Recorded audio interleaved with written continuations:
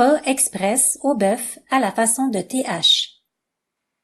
Allons découvrir à quel point il est facile et rapide de nous cuisiner un pho au bœuf autant savoureux que sain.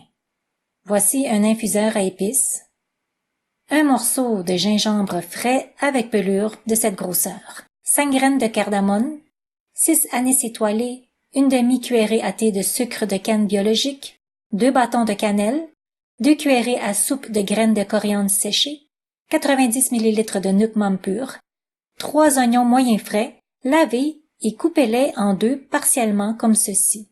Gardez la pelure car elle donne une saveur distincte au bouillon de pho. Bien laver la pelure du gingembre en la brossant, puis l'écraser. Un pilon est un outil bien efficace.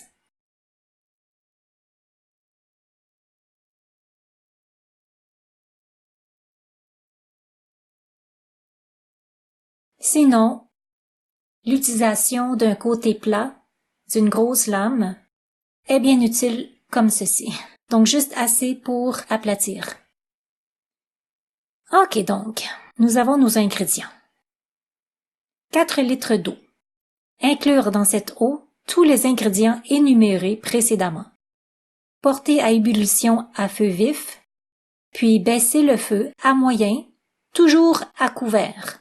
Laissez le tout infuser pendant 30 minutes. Après ce temps, éteindre le feu et garder le couvercle. J'aime bien profiter de ces 30 minutes pour préparer les autres ingrédients. Donc avec un couteau bien aiguisé, coupez 3 oignons verts. Ajoutons quelques touches de fantaisie avec ces parties blanches des échalotes vertes.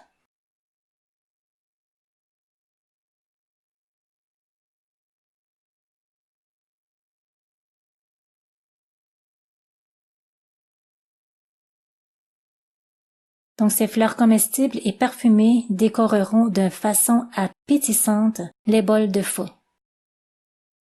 Cette étape est optionnelle, bien entendu.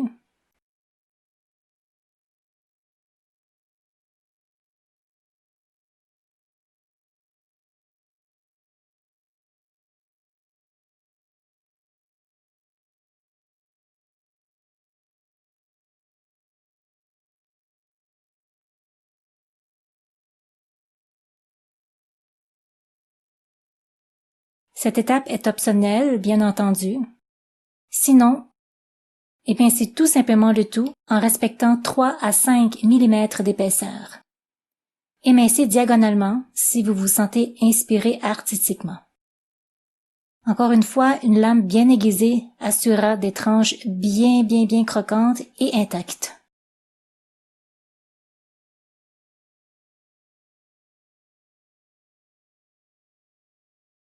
Que c'est bien joli. Alors, émincez les oignons ou les échalotes françaises de 1 à 2 mm d'épaisseur pour obtenir environ une tasse tassée de ces tranches. Voilà. Nous avons besoin de 3 cuillerées à soupe de gingembre frais pelé, taillé en julienne, comme ceci, ou bien râpé. Voici une râpe si vous optez pour du gingembre râpé. Sinon, en julienne, c'est bien adéquat. Un des secrets de l'arôme du pho est juste ici. Il nous faut une cuillerée à thé de feuilles fraîches de lime kaffir hachées très finement. Je vous conseille de hacher une bonne quantité au préalable et de la ranger dans le congélateur. Cela deviendra un prêt-à-servir pour des utilisations ultérieures et parfumer plusieurs autres plats. Mon truc le plus efficace et rapide est d'avoir recours à mon ninja.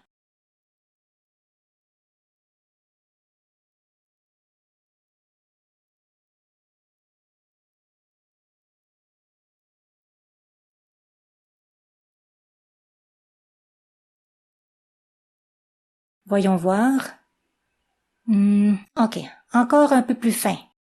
Pour ceux et celles qui n'ont pas de ninja, vous pouvez tout simplement trancher finement les feuilles de lime kaffir, avec un couteau bien aiguisé, bien entendu. Alors voyons ici. Incroyable parfum. sans mentionner les bienfaits pour la santé. Donc, réservez une cuillerée à thé pour cette recette et rangez le reste au congélateur pour avoir un genre de prêt à saupoudrer hyper parfumé à portée de main.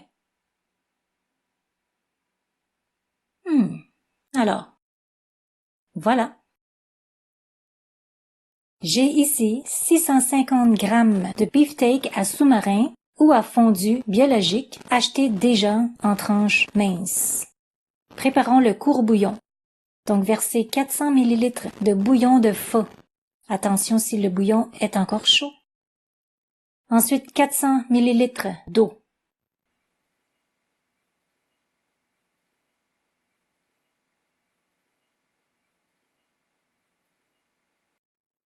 Le dernier ingrédient pour ce courbouillon est 3/4 de cuillerée à thé de nukmam, notre sauce poisson pure.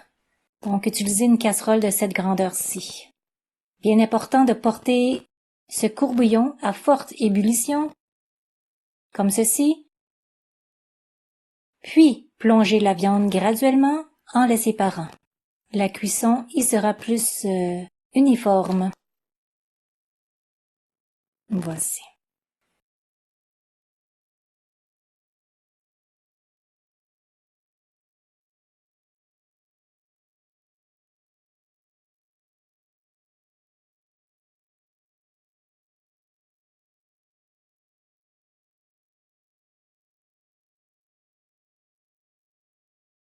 Donc, je m'assure de bien laver les mains.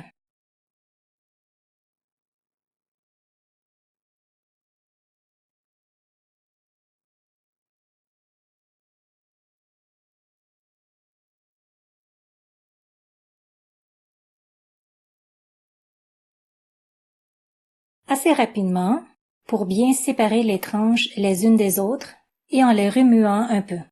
Cette étape devrait durer qu'environ 30 secondes.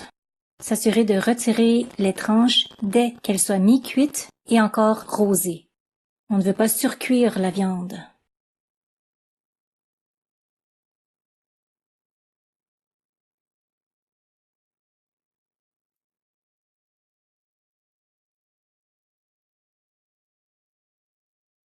Ensuite, découpez les tranches dans le sens inverse des fibres.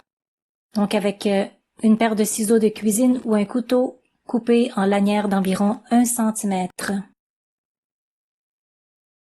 Donc voici des pho sèches, des vermicelles de riz sèche que je n'utiliserai pas pour cette recette de pho, bien entendu.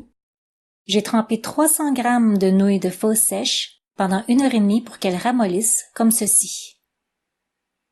Égouttons-les. Voyons voir comment elles ont bien été réhydratées. Donc, estimez à l'œil la quantité totale de ces nouilles de pho. Il faut avoir au moins 3 fois plus d'eau que cette quantité totale de nouilles de pho et faire bouillir l'eau, attendre qu'elle fasse de gros bouillons avant d'ajouter les nouilles. Cette étape, elle est très rapide.